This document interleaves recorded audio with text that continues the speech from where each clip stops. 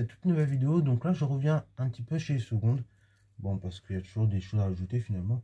Et donc je vais vous proposer un type d'exercice que j'avais pas proposé il y a 2 ans, mais que j'ai refait il y a quelques jours avec une seconde. Et je trouvais que c'était pertinent de vous le proposer aussi, comme ça au moins vous partez sur des bonnes bases en première.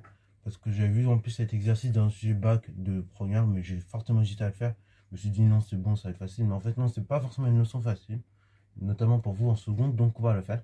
Donc l'idée ça va être quoi de l'exercice? Donc on fera ça en 2 vidéos. Ça va être tout simplement de déterminer les coordonnées d'un point via une relation vectorielle. Vous allez vous dire, mais c'est quoi ce bazar? Donc l'idée c'est quoi? C'est que bon, on est dans un repère orthonormé, on a différents points, voilà, et donc on vous donne une relation.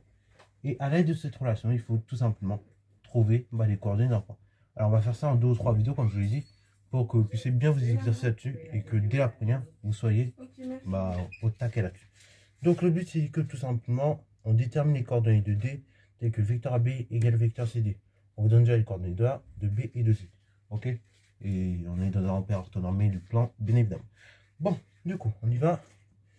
Je vous laisse mettre la vidéo en pause avant qu'on démarre et ensuite on va tout simplement corriger. Sur ce donc, correction. Bon, vecteur AB égale vecteur CD. Bon, si j'ai 2 vecteurs qui sont égaux, déjà, première chose qu'on peut dire, ça veut dire leurs coordonnées sont égales. Donc, vecteur AB égale vecteur CD équivaut à dire que coordonnées de AB donc, est égal à l'abscisse de B moins l'abscisse de A pour l'abscisse. Pour l'ordonnée, du coup, c'est l'ordonnée de B moins l'ordonnée de A. Et bien, cette coordonnée, donc la coordonnée du vecteur AB, c'est aussi égal à la coordonnée du vecteur CD. Coordonnée du vecteur CD, pareil. Et bien, vous prenez pour l'abscisse de D moins l'abscisse de C. Et pour l'ordonnée, du coup, vous prenez l'ordonnée de D moins l'ordonnée de C.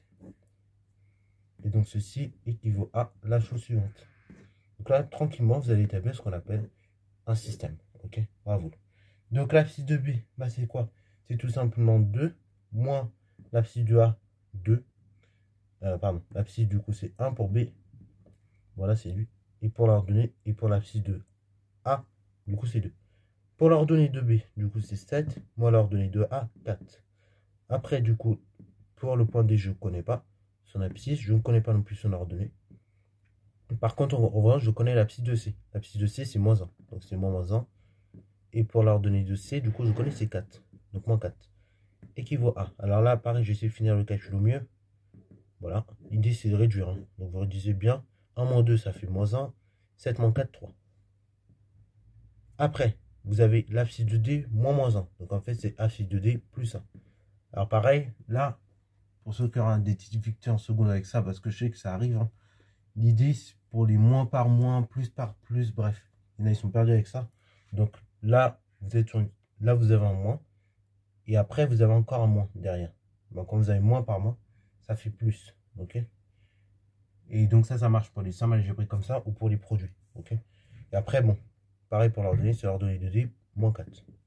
Après, du coup, comme je l'ai dit, 2 vecteurs sont égaux si et seulement si ils ont les mêmes coordonnées.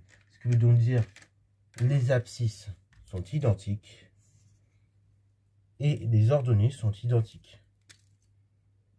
Donc là, ce qui est en bleu, c'est identique, ça sera égal. Et ce qui est en rose, bah, du coup, ce sera égal. Donc ainsi, je vais pouvoir écrire le système suivant.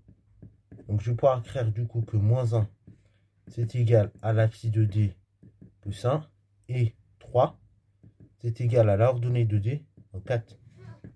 Bon, moi, mon but, c'est de trouver l'abscisse de D et l'ordonnée de D. C'est ça mon but. Donc, bah, pour y arriver, il faut tout simplement que j'isole ce qui me gêne. Donc là, ce qui me gêne, c'est quoi? C'est 1. Donc là, pareil, ceux qui ont une petite intuition, bah, vous avez déjà le résultat en tête en soi. Mais ceux qui n'ont pas d'intuition, et bah, du coup, vous résolvez une équation. Ok? Là, pareil, si vous avez une intuition, ça peut vous faire gagner du temps. Ok? Vous voyez déjà? Mais après, par contre, avec le stress dans les contrôles, l'intuition, vous ne l'avez pas trop. Donc, faire gaffe. Voilà. Mais c'est vrai que c'est bien d'avoir l'intuition, c'est bon. C'est très bien. Donc, du coup, vous voulez juste abscisse de D, ce qui vous dérange, donc c'est plus 1. Donc, le plus 1, bah, vous allez retrancher moins 1. De sorte à avoir 0 ici. Sur le de droite, et juste abscisse de D. Donc, en fait, ça fera moins 1, donc moins 2.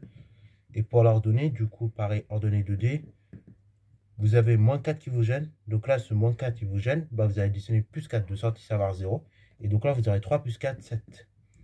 Donc, conclusion, 2.D, il a pour coordonnées en abscisse -2 et Z. Voilà, et donc là, vous finissez l'exercice.